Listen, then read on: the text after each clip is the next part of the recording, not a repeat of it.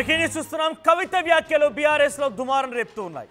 హరీష్ రావు, సంతోష్ రావుల పైన కవిత చేసిన వ్యాఖ్యలు చాలా తీవ్రమైనటువంటి ఆగ్రహానికి గురి చేస్తూ ఉన్నాయి. బీఆర్ఎస్ శ్రేణులు ఇప్పుడు ఒక రకంగా చెప్పాలంటే వారంతా ఆగ్రహంతో ఊగిపోతూ ఉన్నారు. హరీష్ రావు రాక కోసం ఎదురు చూస్తూ ఉన్నారు. హరీష్ రావు ఎలా స్పందిస్తారో అని చెప్పి ఉత్కంఠగా ఎదురు చూస్తున్నారు. తప్పకుండా హరీష్ రావు బయటికి వచ్చి ఆయన విదేశీ పర్యటనలో ఉన్నారు. ఆయన తన కూతురుకు సంబంధించి గ్రాడ్యుయేషన్ ప్రోగ్రామ్ ఉంటే విదేశాలకు వెళ్ళినట్టు తెలుస్తోంది. ఆయన వన్స్ తిరిగి రాగానే వీటన్నింటికి ఒకే దెబ్బతో అన్ని సమాధానాలు చెప్పే అవకాశం కూడా కనబడుతోంది. గుంట నక్కలు, మేకవన్నే పులులు అంటూ కవిత ఘాటు వ్యాఖ్యలు చేసింది. ఏకంగా నన్ను ఉరితీశారు అని చెప్పింది. నా తల్లి బిడ్డల్ని, మా అమ్మని నన్ను విడదీశారు అని చెప్పింది. మా కుటుంబంలో ఉన్నటువంటి రామన్నని, నన్ను, మా నాన్నని ముగ్గురిని కూడా విచ్ఛిన్నం చేయాలన్నటువంటి ఒక దురుద్దేశంతో ఉన్న వ్యక్తులు ఈ ఇద్దరు అని చెప్పుకొచ్చింది కవిత. రేపు రామన్నకి ఇదే ప్రమాదం పొంచి ఉంది, రామన్న జాగ్రత్త అంటూ కూడా మాట్లాడుకొచ్చింది. మన కుటుంబాన్ని విచ్ఛిన్నం చేసింది బీఆర్ఎస్ లాక్కుని వారంతా కూడా తమ ఎజెండాని, వాళ్ళ యొక్క ఆధిపత్యాన్ని చెలాయించాలనేటువంటి దుర్మార్గులు ఈ రకంగా చేస్తున్నారని చెప్పి కవిత మాట్లాడారు. నాన్న, అన్న, హరీష్, సంతోష్తో జాగ్రత్త అంటూ కూడా తను ఒక రకంగా వారిద్దరికి సూచన కూడా చేసినట్టుగా తను మాట్లాడుకొచ్చారు. కవిత వ్యాఖ్యలపైన హరీష్ రావు కూడా చాలా సీరియస్గా ఉన్నారట.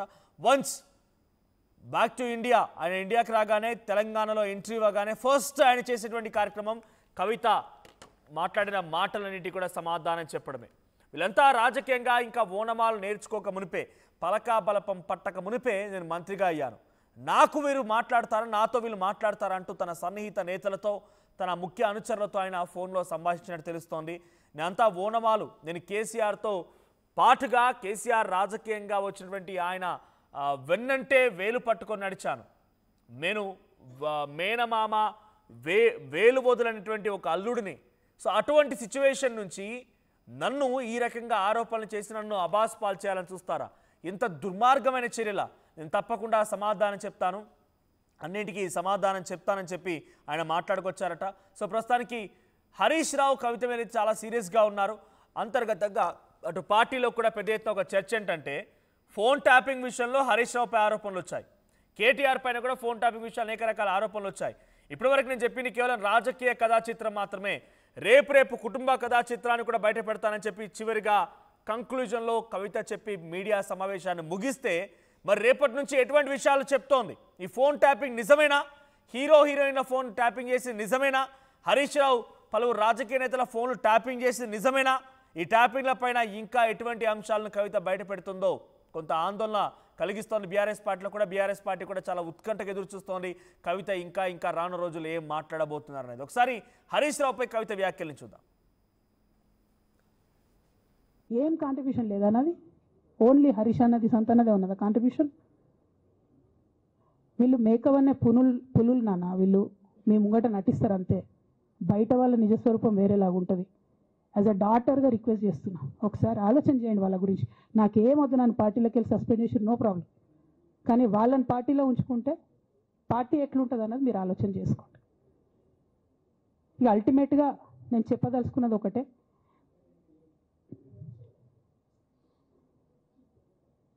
కలికాలం కాబట్టి అబద్ధాలు చెప్పేటోళ్ళది, మోసం చేసేటోళ్ళది నడుస్తుంది. టెంపరీగా వాళ్ళది నడుస్తున్నది, వాళ్ళది నడిచింది, విజయం సాధించారు కాబట్టి ఇవాళ సస్పెన్షన్ నాకు వచ్చింది. బట్ నేను ఇదివరకు చెప్పినా మళ్ళీ చెప్తున్నా, నేను కర్మ సిద్ధాంతాన్ని నమ్ముతా. ఖచ్చితంగా ఇంతకు ఇంత దేవుడు వాళ్ళకి అనుభవింపజేస్తాడు, అందులో ఏం ఆలోచించాల్సినటువంటి అవసరం. రైట్. బీఆర్ఎస్ పార్టీలో కవిత చెప్తున్నట్టుగానే 2018 ఎన్నికల్లో ఇటు బీఆర్ఎస్ పార్టీ ఫండ్ నుంచి వచ్చేటువంటి ఆ నిధులతో పాటుగా, ఎమ్మెల్యేకి ఇచ్చినటువంటి ఆ నిధులతో పాటుగా, ఎమ్మెల్యేలో పోటీ చేసినటువంటి వారికి ఎంతో కొంత డబ్బులు ఇస్తారు కదా, సో ఆ నిధులతో పాటుగా అదనంగా అడిషనల్ ఫండింగ్ కింద హరీష్ రావు 25 మంది ఎమ్మెల్యేలకు ఇచ్చారట. ఇప్పుడు ఆ 25 మందే హరీష్ అన్న నీ గురించి కవిత మీద మాట్లాడుతోంది, ఏంటన్నా ఏం మాట్లాడకుండా ఉండిపోయావని చెప్పి హరీష్ రావుతో ఫోన్లో సంప్రదింపులు జరిపినప్పుడు హరీష్ రావు రియాక్షన్ ఒకటేనట, అన్నిటికీ సమాధానం చెప్తా, నేను రాజకీయాల్లోకి అడుగుపెట్టి మంత్రినైన రోజున ఇంకా వీళ్ళెవరు ఓనమాలు కూడా నేర్చుకోలేదు, పలకా బల్పమే పట్టలేదు, రాజకీయంగా వీళ్ళకి అసలు ఏమీ తెలియదు, అటువంటి వ్యక్తులు నా గురించి మాట్లాడితే సమాజం నమ్ముతుందా? తెలంగాణ సమాజం మొత్తం నా పక్షాన ఉంది. కేసీఆర్ తర్వాత డైరెక్ట్గా అంతటి స్థాయిలో తెలంగాణ సమాజం నమ్మేది నన్నే. పార్టీ కార్యకర్తలు నాపై భరోసా ఉంచండి, నేను ఎటువంటి తప్పు చేయలేదు, కవిత నాపై అనేక రకాలుగా ఆరోపణలు చేసి దీని వెనుక ఎవరు ఆడిస్తున్నారు, ఎలా ఆడిస్తున్నారు మొత్తం నాకు తెలుసు, నేనన్నిటికీ సమాధానం చెప్తానని చెప్పి ఆయన ఫోన్లో సంభాషిస్తూ పార్టీ ముఖ్య నేతలతో మాట్లాడుకొచ్చారట. ఇదిలా ఉంటే సంతోష్ రావు పైన కూడా రాజ్యసభ సభ్యుడిగా పనిచేసినటువంటి సంతోష్ రావును కూడా ఆ పార్టీలో కొంతమంది వ్యక్తులు దేవుడిలా సంబోధిస్తారట. పదవులు ఇచ్చింది కేసీఆర్, మీకు ఒక భవిష్యత్తును చూపించింది కేసీఆర్, కానీ సంతోష్ రావుని దేవుడు అంటారు. అంటే ఎందుకు? సంతోష్ రావు ఇద్దరు కలిసి అక్రమాలకు పాల్పడ్డందుక. సంతోష్ రావు ముఖ్య అనుచరుడుగా ఉన్నటువంటి పోచంపల్లి శ్రీనివాసరెడ్డి అనే వ్యక్తి ఎమ్మెల్సీగా ప్రస్తుతం కొనసాగుతూ మోకిల దగ్గర మెగా కృష్ణారెడ్డితో కలిసి 750 కోట్ల రూపాయల ప్రాజెక్టు కట్టారు. 7 కేళ్ళు వచ్చినాయి డబ్బులు. ఈ డబ్బులన్నీ ఎక్కడి నుంచి వచ్చినాయి? నవీన్ రావు అనే వ్యక్తి సంతోష్ రావుని బహిరంగంగానే నా దేవుడు అని సంబోధిస్తాడట. ఎలా దేవుడయ్యాడు? సంతోష్ రావుకు ఉన్నటువంటి పదవి ఏంటి? సంతోష్ రావు చేసే పని ఏంటి? ఆయన ఎలా దేవుడయ్యాడు? సంతోష్ రావు ఏకంగా సిరిసిల్ల నియోజకవర్గంలో కొంతమంది కుటుంబాలు దళిత కుటుంబాలన్నింటినీ కూడా 7 కుటుంబాలని నానా టార్చర్ చేసి 3rd డిగ్రీ ప్రయోగిస్తే ఆ నెపాన్ని, ఆ అపవాదును మొత్తం మోసింది బీఆర్ఎస్ పార్టీ. మా అన్న కేటీఆర్ ఆ అపవాదు మొత్తాన్ని మోసాడు. ఈ గుంటనక్కలు, మేకవన్న పుళ్ళు మొత్తం కూడా కుట్రలు పన్ని అవినీతి అక్రమాలకి మొత్తం వీళ్ళు పాల్పడి అమాయకుడైనటువంటి మా నాన్న పైన ఈ రకమైనటువంటి దుష్ప్రచారం చేసి ప్రయత్నం చేస్తున్నారు. రేవంత్ రెడ్డితో కలిసి హరీష్ రావు, సంతోష్ రావు మా నాన్నపై కుట్రలు బానుతున్నారని చెప్పి కవిత మాట్లాడుకొచ్చారు. ఒకసారి సంతోష్ రావు పైన కవిత ఏం మాట్లాడారో చూద్దాం. ఇక పెద్ద సార్కు నీడలాగా సంతోష్ రావు గారు ఉంటారు. ఇక సంతోష్ రావు గారి గురించి 2 నిమిషాలు చెప్తాను. అంత పెద్ద సీనున్న మనిషి కాదు కానీ చెప్పాలి. ఎందుకంటే కూరల ఉప్పు ఎట్లుంటుంది ఈయన అట్లా అన్నట్టు, ప్రతి దాంట్లో చెడగొట్టడానికి కొంచెం ఉండాలి కదా, అట్లాంటి వాడు. కాబట్టి చెప్పక తప్పదు ఈయన గురించి. చెప్పులో రాయి చెవులో జోరిగా అంటాం కదా, అట్లాంటి టైపు. కాబట్టి ఖచ్చితంగా చెప్పాలి. విషయం ఏంటంటే ఈయన ధనదాహం ఎట్లాంటిదంటే సంతోష్ రావు గారిది, రామన్న కాన్స్టిట్యున్సీ, కేటీఆర్ అన్న కాన్స్టిట్యున్సీ నేరెళ్లలో ఇసుకలారి గుద్ది ఒక దళిత బిడ్డ చనిపోతాడు. సరే, దాని మీద పాపం అక్కడ ఆ రోజు అందరు యాజిటేషన్ చేస్తే ఈయన సంతాన అడ్వాంటేజ్ ఏంది, ఇక్కడ కూర్చుంటాడు కదా సార్ దగ్గర, సీఎంఓలకి వెళ్ళి ఫోన్ చేసి అక్కడ ఉన్న పోలీసు వాళ్ళందరినీ ఒత్తిడి పెట్టి 7 దళిత బిడ్డల్ని కొట్టినరండి.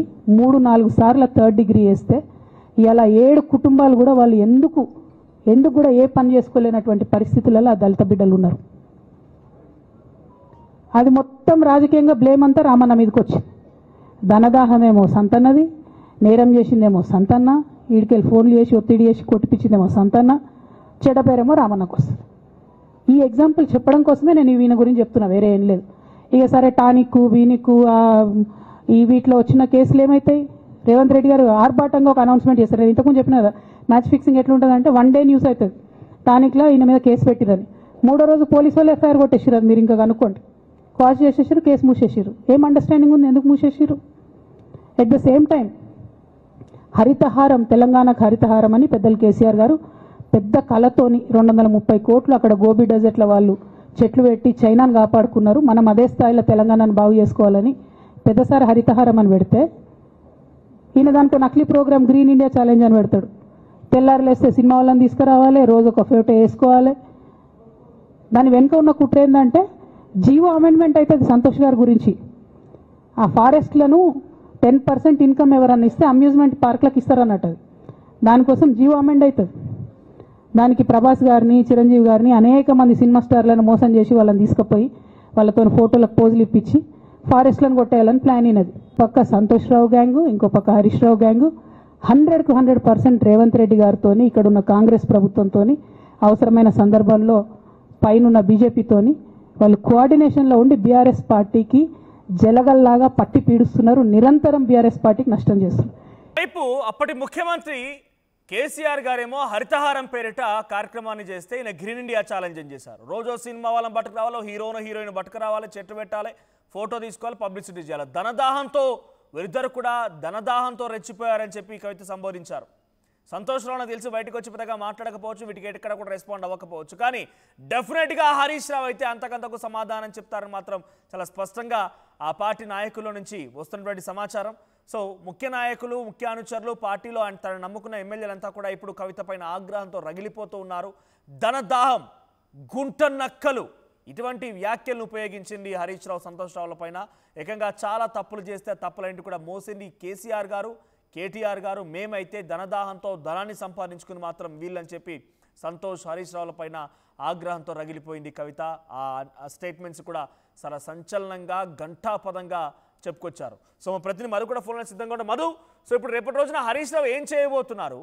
నాకు తెలిసి సంతోష్ రావు పెద్దగా రియాక్ట్ అవ్వకపోవచ్చు, కేసీఆర్ డైరెక్షన్లో ఉంటారు కాబట్టి పెద్ద ఎక్కడ కూడా ఆయన అంత బయటకు వచ్చి ఎప్పుడు కూడా ఆయన ఈ 10 ఏళ్ల పాటుగా మీడియా సమావేశంలో పాల్గొన్నట్టుగా, మీడియా అడ్రస్ చేసినట్టుగా దాఖలాలు లేవు.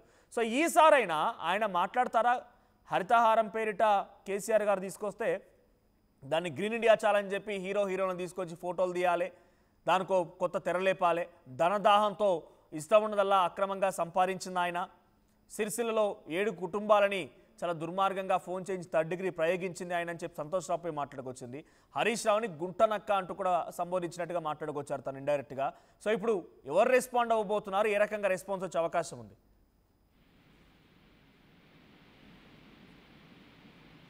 Right Madhu. Manoj, right, respond ఎలా అవ్వబోతున్నారు? హరీష్ రావు, సంతోష్ రావు రియాక్షన్ ఏముండబోతోంది? విదేశాల్లో ఉన్నారు. కూతురు గ్రాడ్యుయేషన్ సంబంధించినటువంటి జాయినింగ్ సందర్భంగా విదేశాలకు వెళ్లారు హరీష్ రావు. మొన్న అసెంబ్లీ అయిపోయిన తర్వాత అర్ధరాత్రి తర్వాత అదే రోజు వెళ్లారు 4 రోజుల పర్యటన కోసం. ఈ రోజు సాయంత్రం ఏంటంటే రేపు ఉదయానికి రీచ్ ఉన్నట్టుగా తెలుస్తా ఉంది. ఇంకా పూర్తి సమాచారం రావాలి హరీష్ రావు ఎప్పుడు హైదరాబాద్ రీచ్ అవుతారని. రీచ్ అయిన వెంటనే ఖచ్చితంగా కవిత వ్యాఖ్యలపైన రెస్పాండ్ కావాల్సినటువంటి సిచ్యువేషన్ తప్పని పరిస్థితి ఏర్పడింది. మీడియా సమావేశం ద్వారానో లేదంటే ప్రెస్ నోట్ ద్వారానో రెస్పాండ్ అవ్వాల్సినటువంటి అవసరం ఉంది. ప్రెస్ నోటో ట్వీటో అయితే అక్కడి నుంచి చేసేవారు. ఆయన డైరెక్ట్ గానే వచ్చి మీడియా ద్వారా సమావేశం ఏర్పాటు చేసి చెప్పారన్నట్టుగా తెలుస్తా ఉంది. చేసినటువంటి అన్ని ఆరోపణలపైన డైరెక్ట్ గా కవిత బయటకు పోవడానికి కుట్ర వేసింది హరీష్ రావు అనేటువంటిది కవిత చెప్తా ఉంది. సంతోష్ రావు వీళ్ళంతా అవినీతి చేశారు అని చెప్తూనే సిబిఐ కేసుకు సంబంధించినటువంటి విషయంలో మొదట నన్ను బయటకు పంపారు, తర్వాత రామన్నను బయటకు పంపుతారు అనేటువంటి స్టేట్మెంట్ చేశారు. ఫ్యూచర్ లో మా కుటుంబానికి మొత్తాన్ని విచ్ఛిన్నం చేసే కుట్ర జరుగుతోంది, ఒక పెద్ద ప్రమాదం పొంచి ఉందంటూ మాట్లాడారు. ఆమె మొత్తం సంబంధించినటువంటి మీడియా సమావేశంలో హరీష్ రావు, సంతోష్ ఇద్దరిని ఎక్కువగా టార్గెట్ చేశారు. దాంట్లో ప్రధాన సూత్రధారి, కుట్రదారు హరీష్ రావే. వ్యక్తిగతంగా నా పైన ప్రచారం చేయించారు, నాకు నా మీద విష ప్రచారం చేయించారు. నా వరకు చేస్తే ఊరుకున్నాను, కానీ ఈరోజు పార్టీయే లేకుండా పార్టీని చేజెక్కించుకోవాలనేటువంటి కుట్ర చేస్తా ఉన్నారు. ఉన్నటువంటి వారిపైన ఏదో రకంగా కుట్ర చేసి వారిని ట్రబుల్ ఆయనే క్రియేట్ చేస్తారు, దాన్ని సాల్వ్ చేసినట్టు కూడా ఆయనే నటిస్తారనేటువంటి స్టేట్మెంట్ చేశారు. చాలా బిగ్గెస్ట్ స్టేట్మెంట్ చేశారు ఎమ్మెల్సీ కవిత. కాబట్టి తప్పని పరిస్థితుల్లో హరీష్ రావు అండ్ టీం వాళ్ళు ఖచ్చితంగా మీడియా ముందుకు వచ్చేటువంటి అవకాశం ఉంది. అందుకే హరీష్ మద్దతుదారులు ఎవరు కూడా ఇంకా బయట బహిరంగంగా వచ్చి మాట్లాడలేదు. హరీష్ రావే డైరెక్ట్ గా విదేశాల నుంచి రాగానే హైదరాబాద్ కి కేసీఆర్ ని కలిసి ఆయన మీడియా సమావేశం చేసేటువంటి అవకాశం కనిపిస్తా ఉంది. రైట్, డైరెక్ట్ గా హరీష్ రావు స్పందిస్తారా, లేకపోతే హరీష్ రావు తరఫున ఇంకెవరైనా స్పందించే అవకాశం ఉందా? అంటే హరీష్ రావు రెస్పాండ్ అవ్వాలనుకుంటున్నారా డైరెక్ట్ గా? ఖచ్చితంగా హరీష్ రావే రెస్పాండ్ కావాల్సినటువంటి సిచ్యువేషన్ ఉంది. ఆయన తరఫు నుంచి రెస్పాండ్ అయ్యే వాళ్ళు ఉంటే ఈ పార్టీకి ఎవరైనా రెస్పాండ్ అయ్యే వాళ్ళు. అలా కాకుండా హరీష్ రావు వచ్చిన తర్వాత ఫస్ట్ మొదటగా కేసీఆర్ కలిసే అవకాశం ఉంది. తర్వాత ఆయన మీడియా ముందుకు వచ్చేటువంటి సిచ్యువేషన్ కనిపిస్తా ఉంది. కవిత వ్యాఖ్యలను మరి ఎట్లా డైరెక్ట్ గా అవినీతి ఆరోపణలు, కుటుంబాలను విచ్ఛిన్నం, తప్పుడు ప్రచారం చేయించడం వీళ్ళపైన ఇవన్నీ చెప్తా ఉన్నారు. కాబట్టి మరి వాటన్నిటికీ హరీష్ రావు సమాధానం చెప్పేటువంటి తప్పని పరిస్థితి ఎదురుకోవడంతో హరీష్ రావు బయటకు వస్తారు. హైదరాబాద్ విదేశాల నుంచి రాగానే మీడియా సమావేశం ఏర్పాటు చేయనున్నారు. రైట్, మొదలైన మీడియా సమావేశం తర్వాత కవిత నిర్వహించిన మీడియా సమావేశంలో చాలా సంచలన వ్యాఖ్యలు చేసింది. రాజకీయ కథా చిత్రమే బయట పెట్టాను అని చెప్పుకొచ్చింది. సో రాజకీయ కథా చిత్రం వరకు మాత్రమే మాట్లాడుకొచ్చాను, కుటుంబం గురించి మాట్లాడితే చాలా మాట్లాడాల్సి వస్తుందని చెప్పుకొచ్చేటువంటి ప్రయత్నం చేస్తే రేపటి రోజున కుటుంబం గురించి మాట్లాడే పరిస్థితి వస్తే ఫోన్ టాపింగ్ అంశాలు ఉన్నాయి. ఇంకా రకరకాలుగా హీరోయిన్ల ఫోన్లు ట్యాప్ చేశారని, కొన్ని కుట్రలు కుతంత్రాలు చేశారని రకరకాల ఆరోపణలు ఉన్నాయి. కాబట్టి వాటి గురించి మాట్లాడే అవకాశం ఉందా? నిన్న మీడియా చిట్చాట్లో కవిత ఇంకా చాలా అంశాలు మాట్లాడినట్టు తెలుస్తోంది. రాజకీయ కథా చిత్రం తర్వాత కుటుంబ కథా చిత్రం ఏ రకంగా ఉండబోతోంది?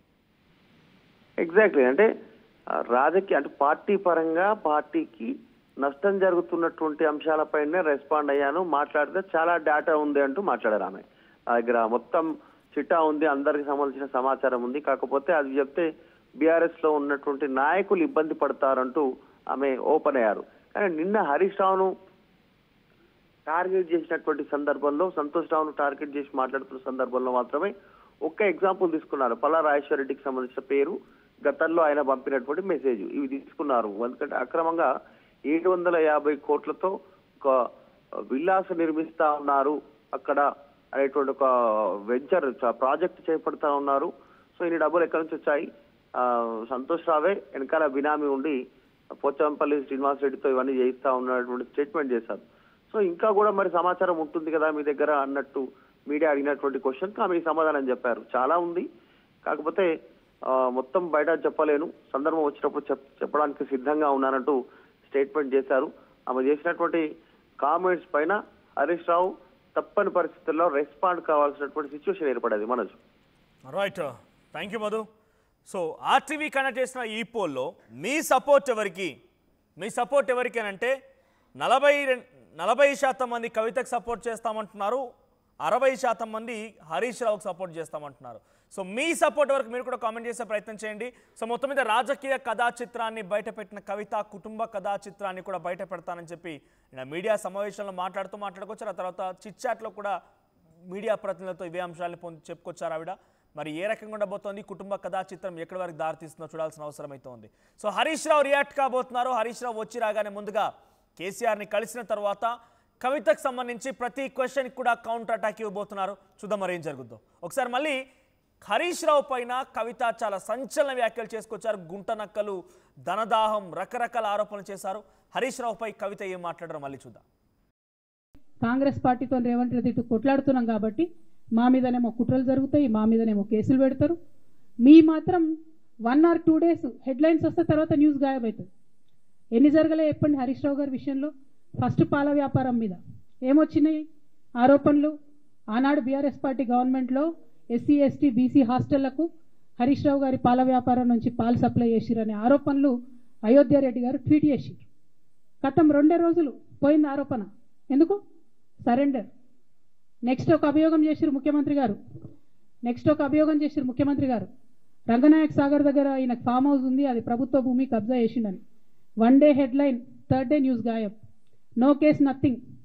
కేటీఆర్ పరిస్థితి ఏంటి? ఎన్ని కేసులు పెట్టిరు కేటీఆర్ అన్న మీద? ఎన్నిసార్లు పిలిచిండు విచారణకు? ఇవన్నీ పక్కన పెడదాం. నిన్నటి లేటెస్ట్ ఇష్యూ మాట్లాడదాం. కాళేశ్వరం కానీ ఇంకోటి కానీ ఏ ప్రభుత్వంలో అయినా పొలిటికల్ పాలసీ చేసేవాళ్ళు, విధానపరమైన నిర్ణయాలు తీసుకునే వాళ్ళు ముఖ్యమంత్రులు ఉంటారు. కింద ఉన్నటువంటి మంత్రులు దాన్ని ఎగ్జిక్యూట్ చేయాలి. కేసీఆర్ గారు ఒక పాలసీ డెసిషన్ తీసుకున్నారు, నేను కాళేశ్వరం ప్రాజెక్టు కడతా, దానికి ఇన్ని డబ్బులు ఇస్తా అని. ఆనాడు మంత్రి ఎవరు? ఎగ్జిక్యూషన్ చేయాల్సింది ఎవరు? 2014 నుంచి 2018 వరకు తుమ్మిడిహెట్టి దగ్గర నుంచి మేడిగడ్డకు స్థలం మార్చినప్పుడు మంత్రి ఎవరు? ప్రాజెక్టులు డిసైడ్ చేసినప్పుడు మంత్రి ఎవరు? అన్ని మీటింగ్లు, టెక్నికల్ ఇష్యూస్ చూసుకోవాల్సింది ఎవరు? ఇవన్నీ రేవంత్ రెడ్డి గారు మాట్లాడారు. నేను మొత్తం అసెంబ్లీ స్పీచ్ చూడరు మీరు, వీళ్ళ మ్యాచ్ ఫిక్సింగ్ అనేది మీకు తెలిసిపోతుంది. ఏం మాట్లాడరు ఆయన. ఎంతసేపు కేసీఆర్ కాళేశ్వరం కట్టిండు, కేసీఆర్ కుటుంబం 1,00,000 కోట్లు తిన్నది. అరే 2007 నుంచి ఇప్పటివరకు కాళేశ్వరం 1,00,000 కోట్లు కూడా ఖర్చు కాలేదు. 1,00,000 కోట్లు ఖర్చు కాని ప్రాజెక్టులో 40 లక్షల ఎకరాలకు నీళ్ళియంగా కూడా 1,00,000 కోట్ల అవినీతి అయింది అంటారు రేవంత్ రెడ్డి గారు. దాన్ని మళ్ళీ ఓన్లీ కేసీఆర్ గారి గురించి చెప్తారు, హరీష్ రావు గారి గురించి మాట్లాడరు. ఎందుకంటే ఇంటర్నల్ అండర్స్టాండింగ్ ఉంది వీళ్ళిద్దరికి. ఇంకా గమ్మత్ ఏంటంటే ఇదే హరీష్ రావు గారు వాళ్ళ ఫాలోవర్స్ అంతా నిన్నటి నుంచి చెప్తున్నారు, హరీష్ అన్న చాలా కష్టపడ్డాడు, డే 1 నుంచి ఉన్నాడు అని. డే 1 నుంచి లేడండి. చాలామంది రిపోర్టర్లకు తెలుసు, సీనియర్ రిపోర్టర్లకు. డే 1 నుంచి లేడు.